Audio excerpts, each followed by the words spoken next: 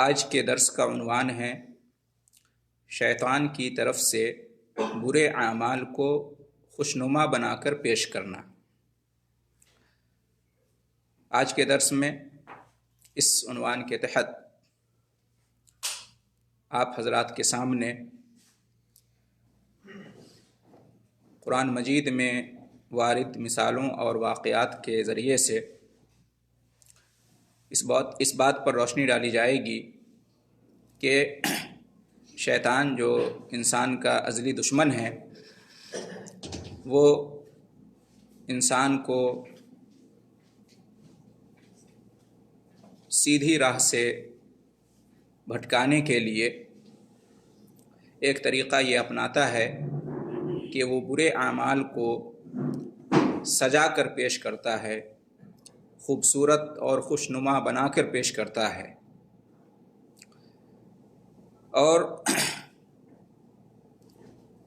ہم سب کے لیے یہ جاننا ضروری ہے کہ انسان کے لیے سب سے خطرناک آزمائشوں میں سے ایک آزمائش دل کا پھر جانا ہے، دل کا الٹ جانا ہے، فطرت کا بدل جانا ہے، اور جو انسان کی سوچ اور سمجھ ہے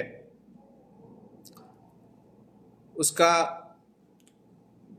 الٹ جانا ہے اور معاملات کا انسان کے اوپر مشتبہ ہو جانا ہے۔ یہ بہت ہی خطرناک آزمائش ہے جس کے ذریعے سے انسان کو آزمایا جاتا ہے۔ جب انسان کی فطرت سلیم نہیں رہ جاتی ہے، بدل جاتی ہے، جب انسان کا دل اور اس کے سوچنے سمجھنے کی صلاحیت الٹ جاتی ہے تو اس کا نتیجہ کیا نکلتا ہے؟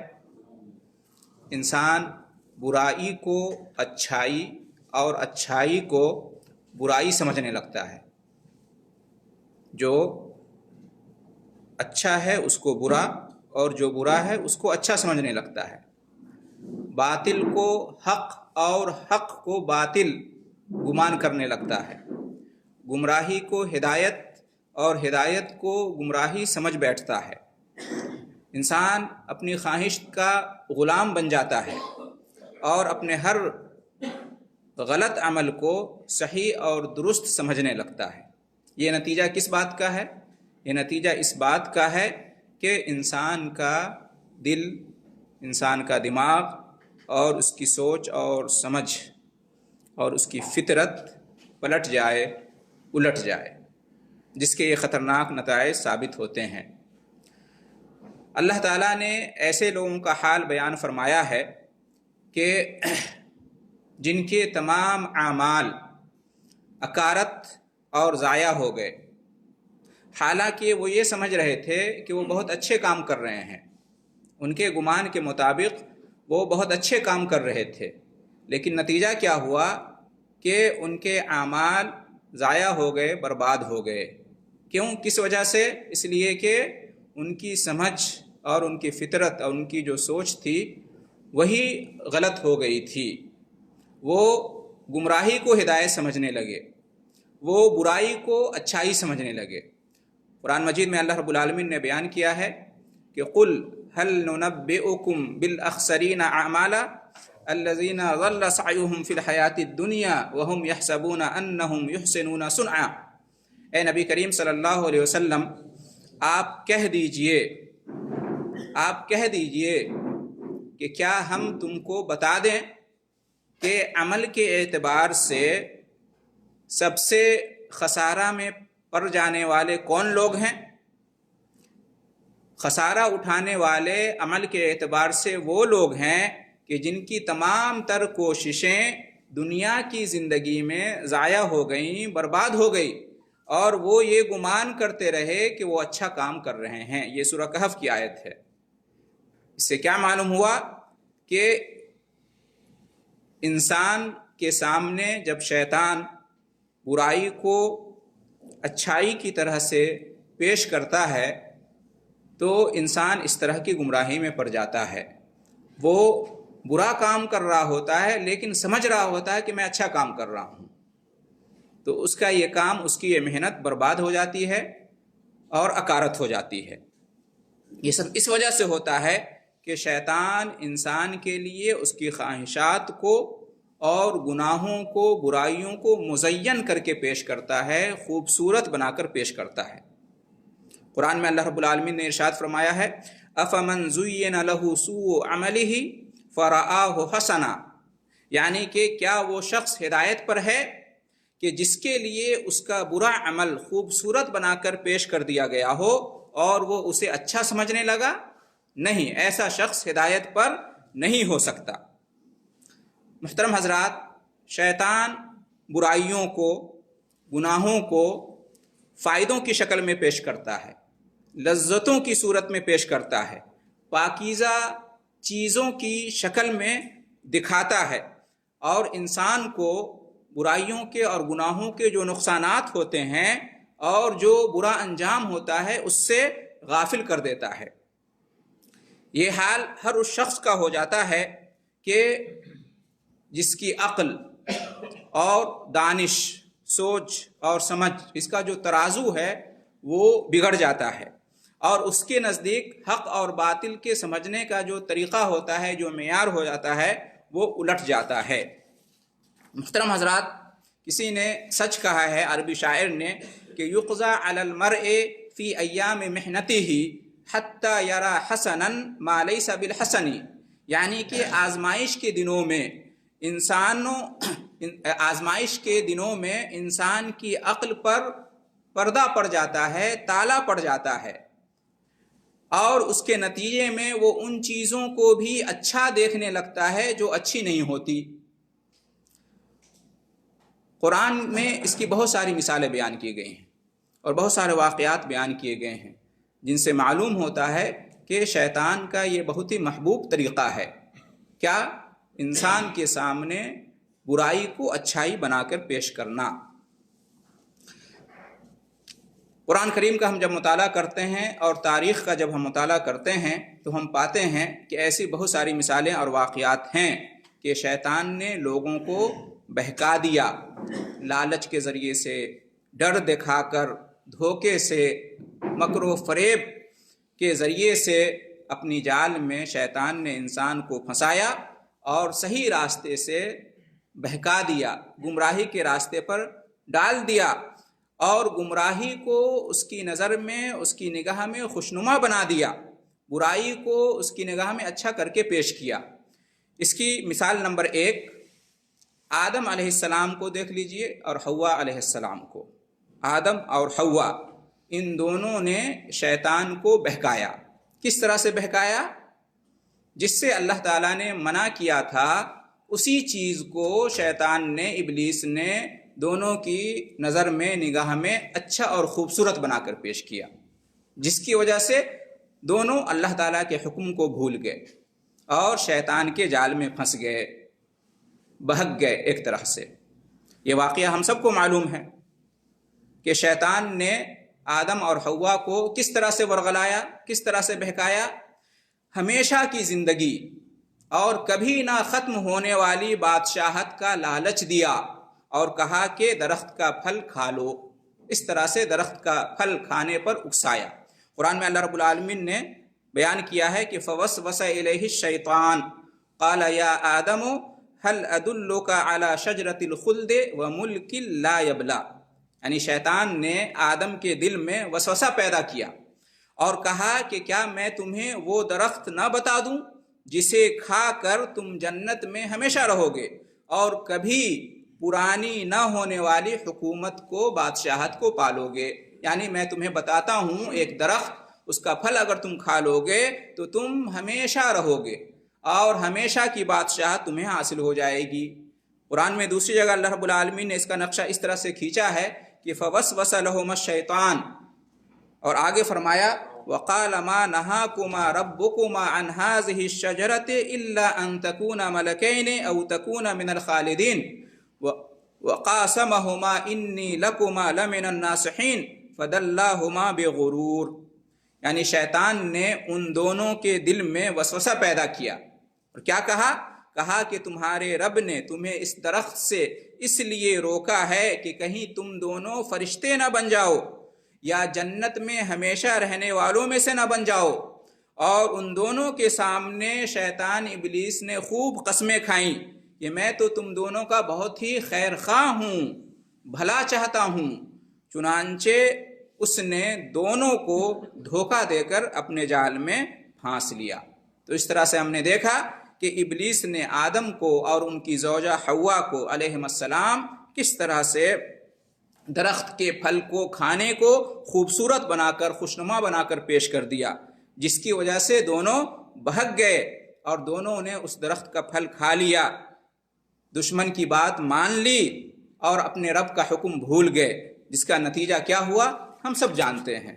پھر اللہ رب العالمین نے دونوں کو توبہ کی توفیق دی، دونوں نے توبہ کیا اور اللہ تعالیٰ نے دونوں کی توبہ کو قبول کیا اور وہ دونوں پھر سے ہدایت پر آ گئے اور اس پر ثابت قدم رہے۔ تو یہ ایک مثال ہے اس بات کی کہ کس طرح سے شیطان برائی کو انسان کے سامنے اچھائی بنا کر پیش کرتا ہے اور اس وجہ سے انسان بہک جاتا ہے۔ اس کی دوسری مثال نوح علیہ السلام کی قوم کا واقعہ ہے۔ ہم سب جانتے ہیں کہ نوح علیہ السلام کی قوم کے زمانے تک اس دنیا کے اندر، اس سرزمین پر شرک کا وجود نہیں تھا۔ سب کے سب، آدم علیہ السلام سے لے کر قوم نوح تک، سب دین توحید پر تھے، دین اسلام پر تھے، شرک نہیں پایا جاتا تھا۔ شرک کا وجود پہلی بار نوح علیہ السلام کی قوم میں ہوا۔ کیسے شرک ہوا؟ کیسے بت پرستی شروع ہوئی اللہ تعالیٰ کے ساتھ شرک؟ یہ شیطان ہی نے اس شرک کو اور بت پرستی کو اور اولیاء اور صالحین کی شان میں غلو کرنے کو، حد سے آگے بڑھ جانے کو خوبصورت بنا کر پیش کیا، خوشنما بنا کر پیش کیا۔ قرآن میں اللہ رب العالمین نے اس کی طرف اشارہ کیا ہے کہ وَقَالُوا لَا تَذَرُنَّ آلِهَتَكُمْ وَلَا تَذَرُنَّ وَدًّا وَلَا سُوَاعًا وَلَا يَغُوثَ وَيَعُوقَ وَنَسْرًا۔ کیا کہا کہ اے لوگو، تم اپنے معبودوں کو ہرگز مت چھوڑنا، نہ ود کو چھوڑنا، نہ سعا کو، اور نہ یغوث کو، اور نہ یعوق اور نصر کو۔ اس کی تفسیر میں ابن عباس رضی اللہ عنہما بیان کرتے ہیں کہ یہ جو 5 ہیں نام جو آئے ہیں یہاں پر، ود، سعا، یغوث، یعوق اور نصر، یہ 5 قوم نوح کے اولیاء اور صالحین تھے، بزرگان دین تھے، عبادت گزار بندے تھے۔ جب ان کی وفات ہو گئی تو شیطان لوگوں کے پاس آیا اور ان کو اس طرح سے بہکایا کہ یہ تمہارے بزرگان دین گزرے ہیں، تم ان کو بھولتے جا رہے ہو، تم ایسا کرو کہ جب اللہ تعالیٰ کی عبادت کرنا تو ان کی تصویروں اور مجسموں کو اپنے سامنے رکھ لیا کرو، تو اس طرح سے وہ تمہیں یاد رہیں گے۔ ان کی تعظیم، ان کی محبت اور ان سے عقیدت کا تقاضا ہے کہ تم جب اللہ کو یاد کرو، اللہ کی عبادت کرو تو ایسا کرو، ان کی تصویریں بنا لو، مجسمے بنا لو اور ان کے سامنے آ کے ایسا کرو۔ انہوں نے کہا اچھی بات ہے، بہت اچھی بات ہے، بزرگوں کو یاد رکھنے کا یہ ایک اچھا طریقہ ہے۔ انہوں نے ایسا ہی کیا۔ اس کے بعد کیا ہوا؟ ایک عرصہ گزر گیا، پھر شیطان آیا، وہ نسل گزر گئی، دوسری نسل آئی تو اس کے پاس آ کے شیطان نے ورغلایا اور بہکایا اور کہا کہ تم جانتے ہو یہ تصویریں، یہ مجسمے جو جگہ جگہ لگے ہوئے ہیں، چوک چوراہوں پر، مجلسوں میں، عبادت کی جگہوں پر، اس کا مقصد کیا ہے؟ اس کا مقصد یہ ہے کہ تم ان کی پوجا کرو، ان کی عبادت کرو، ان کو معبود، ان کو رب اپنا بنا لو اور ان سے مانگو، فریاد کرو، ان کو پکارو وغیرہ وغیرہ۔ یہ خلاصہ ہے ابن عباس رضی اللہ تعالی عنہما اور دیگر مفسرین کے بیان کا۔ تو وہاں سے پہلی بار اس دنیا میں، اس سرزمین پر، انسانی آبادی میں شرک پیدا ہو گیا، شرک کا وجود ہو گیا، ورنہ اس سے پہلے شرک نہیں تھا۔ تو یہ شرک کیسے پیدا ہوا؟ بت پرستی کیسے پیدا ہوئی؟ اس کا سبب کیا تھا؟ شیطان نے شرک کو اور اولیاء صالحین کی شان میں غلو کو اچھائی کے طور پر پیش کیا، خوبصورتی کے ساتھ سجا کر پیش کیا اور اس طرح سے بہکایا کہ لوگ سمجھ ہی نہیں سکے کہ کس طرح سے دین توحید کو بدل کے رکھ دیا اور کس طرح سے ہم سیدھے راستے سے ہٹ گئے۔ تو یہ ایک مثال ہے، یہ ایک دوسری مثال ہے اس بات پر کہ شیطان انسان کو کس طرح سے بہکاتا ہے، اور اس کے بہکانے کا ایک طریقہ یہ ہے کہ وہ برائی کو اور غلط چیز کو اچھائی اور درست شکل میں پیش کرتا ہے۔ تو اس میں ہمارے لیے عبرت اور نصیحت ہے، ہم ہمیشہ شیطان سے ہوشیار رہیں اور چوکنا رہیں۔ محترم حضرات، اس کی تیسری مثال کہ کس طرح سے شیطان نے انسان کو بہکایا اور برائی کو اچھائی کی شکل میں پیش کیا، خوشنما بنایا اور لوگ بھگ گئے۔ قوم سبا کی مثال ہمارے سامنے ہے، قوم سبا کا واقعہ ہے، پوری تفصیل تو ہم نہیں بیان کر سکتے، بس اشارہ کریں گے۔ اس میں کیا آیا ہے کہ سلیمان علیہ السلام کا جو ہدہد تھا، ہدہد پرندہ، اس نے آ کر بتایا، وہ گیا سلیمان علیہ السلام کے حکم سے معائنہ کر کے آیا قوم سبا کا، ملکہ سبا کا۔ اس نے آ کے بتایا کہ شیطان نے اس قوم کو کس طرح سے بہکایا ہے، سورج کو سجدہ کرنا، سورج کی عبادت کرنا، سورج کی پوجا کرنا، اس عمل کو شیطان نے ان کے لیے خوشنما بنا دیا اور اس طرح سے انہیں سیدھے راستے سے روک دیا۔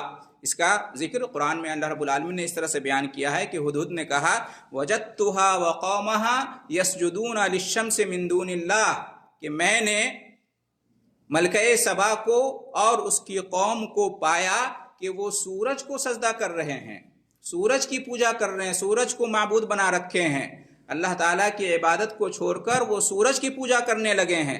وَزَيَّنَ لَهُمُ الشَّيْطَانُ أَعْمَالَهُمْ، اور شیطان نے ان کے اعمال کو مزین کر دیا، خوشنما اور خوبصورت بنا دیا۔ فَصَدَّهُمْ عَنِ السَّبِيلِ، اور اس طرح سے سیدھے راستے سے ان کو روک دیا۔ فَهُمْ لَا يَهْتَدُونَ، اب وہ ہدایت پر نہیں ہیں۔ تو یہ بھی ایک مثال ہے کہ دیکھیے شیطان نے برے عمل کو خوبصورت عمل بنا کر پیش کیا۔ سورج کی پوجا کرنا برا کام ہے، اس لیے کہ یہ اللہ تعالیٰ کے ساتھ شرک ہے، اور شرک سے بڑا کوئی گناہ نہیں ہے، لیکن کس طرح سے شیطان نے دنیا کے سب سے بڑے گناہ کو اچھا بنا کر پیش کیا، مزین کر دیا۔ قرآن کے الفاظ ہے زین لہم الشیطان، شیطان نے مزین کر دیا، سجا کر رکھ دیا، خوبصورت اور خوشنما بنا کر پیش کر دیا، اور جس کی وجہ سے قوم سبا جو ہے وہ گمراہ ہو گئی۔ تو اس سے بھی ہمیں معلوم ہوا کہ شیطان سے ہمیشہ ہمیں احتیاط کرنا چاہیے اور بچ کے رہنا چاہیے، اس لیے کہ وہ انسان کو اس طرح سے بہکاتا ہے کہ برائی کو اچھائی کی شکل میں پیش کرتا ہے۔ محترم سامعین، اس کی چوتھی مثال کہ کس طرح سے انسان برائی کو اور غلط چیز کو خوشنما بنا کر پیش کرتا ہے اور انسان کو بہکا دیتا ہے، بنی اسرائیل کا واقعہ ہم سب جانتے ہیں، سورہ بقرہ وغیرہ میں اور دوسری صورتوں میں اس کا ذکر آیا ہے۔ کیا ہوا؟ ایک شخص تھا جس کا نام تھا سامری۔ سامری کے کہنے پر بنی اسرائیل گمراہ ہو گئی، بھگ گئی، اور ایک بچھڑے کو انہوں نے معبود بنا لیا۔ ایک بچھڑے کو سامری نے کیا کیا؟ سامری نے زیورات کو پگھلا کر ایک بچھڑا بنا دیا، ایک بچھڑا بنا دیا، زیورات کو پگھلا کر، سونے چاندی کو پگھلا کر ایک بچھڑا بنا دیا۔ کب؟ جب موسیٰ علیہ السلام کو اللہ تعالیٰ نے کوہ طور پر بلایا تھا توریت دینے کے لیے، 40 دن کے لیے چلے گئے، اس کا فائدہ اٹھایا شیطان نے اور سامری نے، اور موسیٰ علیہ السلام کے غائبانے میں بنی اسرائیل کو گمراہ کر دیا، بچھڑا بنایا اور بنی اسرائیل سے کہا کہ یہ تمہارا معبود ہے، یہ موسیٰ کا معبود ہے، یہی رب ہے، اسی کی پوجا کرو، اسی کی عبادت کرو۔ اور تب سے گائے کی پوجا شروع ہو گئی، بچھڑے کی پوجا شروع ہو گئی۔ بنی اسرائیل اس طرح سے بھگ گئی۔ شیطان نے کس طرح سے دیکھیے ایک شرک کو، ایک غلط کام کو خوشنما بنا کر پیش کیا کہ بنی اسرائیل بھگ گئی اور گمراہ ہو گئی۔ قرآن مجید میں اللہ رب العالمین نے اس کی طرف اشارہ کیا ہے، وَإِذْ قَالَ مُوسَىٰ لِقَوْمِهِ يَا قَوْمِ إِنَّكُمْ ظَلَمْتُمْ أَنفُسَكُمْ بِاتِّخَاذِكُمُ الْعِجْلَ فَتُوبُوا إِلَىٰ بَارِئِكُمْ۔ موسیٰ علیہ السلام نے کہا اپنی قوم سے کہ اے میری قوم، تم لوگوں نے ظلم کیا ہے اپنی جان پر، تم لوگوں نے بہت ظلم کیا ہے اپنی جان پر۔ کیسے ظلم کیا؟ تم نے ایک بچھڑے کو اپنا معبود بنا لیا، بچھڑے کی پوجا کرنے لگے، تم ایک بچھڑا کو اپنا رب مان لیا۔ تو تم نے اپنے آپ پر ظلم کیا، اس لیے کہ اللہ تعالیٰ کے ساتھ شرک کرنا یہ سب سے بڑا ظلم ہے، ان الشرک لظلم عظیم، اس لیے کہ عبادت یہ اللہ رب العالمین کا خالص حق ہے، اگر اللہ کا یہ حق کسی اور کو دیں گے تو یہ ظلم ہو جائے گا۔ تو بنی اسرائیل نے اللہ کے اس حق عبادت کو بچڑے کو دے دیا، تو اس سے بڑا ظلم اور کیا ہو سکتا ہے؟ موسیٰ علیہ السلام نے کہا کہ تم نے ظلم کیا ہے، فتوبوا الی بارئکم، جلدی سے فوری طور پر اپنے رب کے پاس جاؤ اور توبہ کرو، سچی توبہ کرو۔ تو اس واقعے سے بھی معلوم ہوا کہ شیطان کس طرح سے انسان کو بہکاتا ہے اور غلط چیز کو اچھا بنا کر پیش کرتا ہے۔ پانچویں مثال کہ شیطان برائی کو اچھائی بنا کر پیش کرتا ہے۔ عرب کے اندر بت پرستی کیسے آئی؟ مکہ میں، مدینہ میں، پورے حجاز میں، پورے عرب میں بت پرستی کا ظہور کیسے ہوا؟ عرب کے لوگ زیادہ تر کیا تھے؟ دین ابراہیم پر تھے، ملت ابراہیمیہ پر تھے، دین توحید پر تھے۔ اسماعیل علیہ السلام نے انہیں دعوت دی تھی دین ابراہیم، ملت ابراہیمی کی، اور وہ زیادہ تر لوگ دین ابراہیمی کے پیروکار تھے، صرف اللہ تعالیٰ کی عبادت کرتے تھے، توحید پر گامزن تھے۔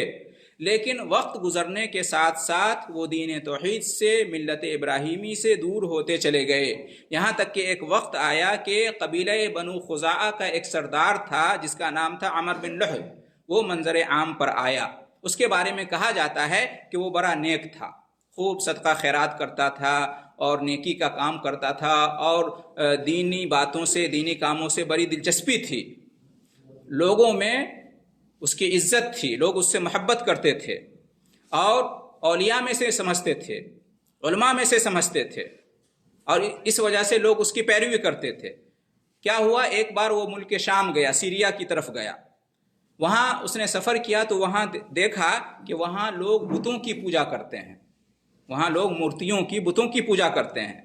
تو اس نے یہ سمجھا کہ یہی بہتر ہے، اس نے کیا سمجھا کہ یہی بہتر ہے، اس لیے کہ وہ جو علاقہ ہے شام، فلسطین وغیرہ کا، یہ جو علاقہ ہے یہ پیغمبروں کی سرزمین ہے، انبیاء کرام سب سے زیادہ دنیا کے اندر اسی علاقے میں آئے ہیں۔ تو اس عمر بن لحی خزاعی نے سمجھا کہ یہ اچھا دین ہے، بتوں کی پوجا یہ لوگ کر رہے ہیں اور یہ انبیاء کی سرزمین ہے، یہاں کے لوگ ایسا کر رہے ہیں تو مجھے بھی ایسا کرنا چاہیے۔ تو وہیں سے بت پرستی عرب کے اندر آئی، وہیں سے وہ ایک بت لے کر آیا جس کا نام ہبل تھا، وہ مکہ میں بت لے کر آیا، اور بعض لوگ کہتے ہیں کہ کعبہ کے اندر اس نے بت کو رکھ دیا، اور اس طرح سے بت پرستی عرب کے اندر، مکہ کے اندر شروع ہوئی۔ اور چونکہ مکہ میں خانہ کعبہ تھا اور خانہ کعبہ کے متولی تھے مکہ کے لوگ، تو مکہ والوں کو دیکھ کر عرب کے جو دوسرے قبائل تھے سب اس پیروی کرنے لگے کہ جب مکہ والے کر رہے ہیں تو ہم کیوں نہیں کریں گے۔ تو اس طرح سے دین ابراہیمی اور ملت ابراہیمی اور دین توحید عرب سے ختم ہوا بت پرستی کے ذریعے سے۔ اور بت پرستی کیسے ہوئی؟ بت پرستی اس وجہ سے ہوئی کہ شیطان نے عمر بن لحی کو بہکایا اور ایک بری چیز کو، شرک کے کام کو خوشنما اور اچھا سمجھ کر پیش کیا۔ آپ سیرت کا مطالعہ کریں گے، الرحیق المختوم جو سیرت کی مشہور کتاب ہے، اس میں اس واقعے کو آپ پائیں گے، اور سیرت کی تمام کتابوں میں اس بات کا ذکر ہے کہ عرب کے اندر پہلے بت پرستی نہیں تھی، عمر بن لحی نے بت پرستی کو رائج کیا عرب کے اندر۔ تو اس سے بھی سمجھ میں آتا ہے کہ انسان سمجھ نہیں پاتا ہے اور شیطان اس کے سامنے غلط عمل کو درست اور اچھا بنا کر پیش کر دیتا ہے، اور پھر انسان بھگ جاتا ہے۔ محترم حضرات، چھٹی مثال لے لیجئے، چھٹا واقعہ اس سلسلے میں قوم لوط کا واقعہ۔ قرآن مجید کا آپ مطالعہ کریں گے تو پائیں گے کہ قوم لوط کے اندر جو برائیاں تھیں شرک کے علاوہ، ان میں سے ایک بہت بڑی برائی یہ تھی کہ وہ اپنی شہوت کو، اپنی خواہش کو عورتوں کے بجائے مردوں سے پوری کیا کرتے تھے، نعوذ باللہ۔ غیر فطری طریقہ، اپنی جو جنسی خواہش ہے اس کی تکمیل کے لیے جو فطری طریقہ ہے اس کو چھوڑ کر غیر فطری طریقہ انہوں نے ایجاد کیا اور اختیار کیا۔ اس سے پہلے یہ برائی، یہ گناہ دنیا میں موجود نہیں تھا۔ آپس میں دو مرد ایک دوسرے سے اپنی جنسی تشنگی بجھایا کرتے تھے۔ قرآن میں اللہ رب العالمین نے ذکر کیا ہے وَلُوطًا إِذْ قَالَ لِقَوْمِهِ أَتَأْتُونَ الْفَاحِشَةَ مَا سَبَقَكُم بِهَا مِنْ أَحَدٍ مِنَ الْعَالَمِينَ إِنَّكُمْ لَتَأْتُونَ الرِّجَالَ شَهْوَةً مِّن دُونِ النِّسَاءِ بَلْ أَنْتُمْ قَوْمٌ مُسْرِفُونَ۔ لوط نے اپنی قوم سے کہا، نبی ہیں لوط علیہ السلام، انہوں نے اپنی قوم سے کہا کہ تم ایسی برائی کر رہے ہو، تم ایسی برائی کرتے ہو جو تم سے پہلے دنیا والوں میں سے کسی نے نہیں کیا۔ تم اپنی شہوت اور خواہش عورتوں کے بجائے مردوں سے پوری کرتے ہو، تم لوگ اللہ کے حدود سے تجاوز کرنے والے ہو۔ تو دیکھا آپ نے فطری طریقہ کیا تھا، مرد اور عورت نکاح کے ذریعے سے آپس میں جنسی خواہش پوری کرتے ہیں، یہ فطری طریقہ چلا آ رہا تھا۔ پہلی بار قوم لوط میں یہ برائی پیدا ہوئی کہ عورتوں کے بجائے مردوں سے اپنی خواہش پوری کرنے لگے۔ تو اس غیر فطری طریقے کو انہوں نے اچھا سمجھ لیا، شیطان نے اس غیر فطری طریقے کو خوشنما بنا کر پیش کیا، اچھا بنا کر پیش کیا۔